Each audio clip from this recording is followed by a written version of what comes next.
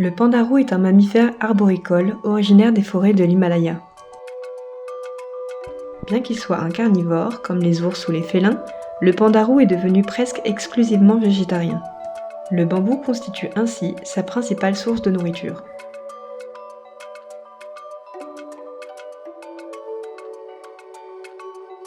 Si le pandarou est connu des populations locales depuis longtemps, les scientifiques occidentaux ne découvrent l'espèce que dans les années 1820.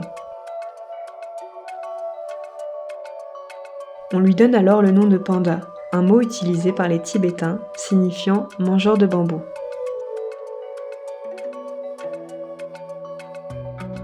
Pendant plus d'un siècle, sa classification a intrigué les biologistes. Avec sa queue rayée, il a d'abord été confondu avec un raton laveur, puis classé parmi les ours. Ce n'est qu'en 2001, grâce à l'analyse de son ADN, que l'on comprend qu'il appartient à une famille unique, les Ailuridés.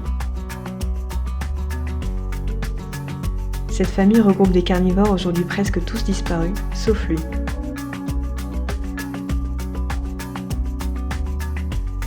Ses plus proches cousins ?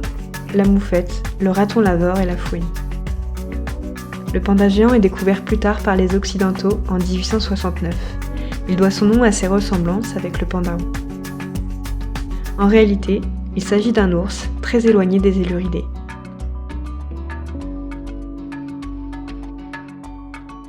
Aujourd'hui, le pandarou est classé en danger d'extinction par l'Union internationale pour la conservation de la nature. L'espèce est menacée pour diverses raisons, notamment le braconnage pour sa fourrure ou pour le trafic d'animaux de compagnie, et la fragmentation de son habitat qui fragilise fortement ses chances de survie. Leur nombre a chuté de moitié en seulement 20 ans. On estime qu'il reste aujourd'hui moins de 10 000 individus à l'état sauvage.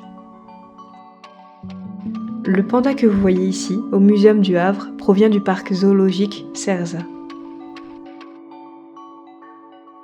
Là-bas, comme dans de nombreux autres parcs, on veille sur ces animaux pour garantir la survie de l'espèce en captivité. Si jamais les populations sauvages s'effondraient, ces pandas pourraient un jour contribuer à sauver leur espèce. Entre espoir de protection et menaces persistantes, l'avenir du pandarou reste incertain.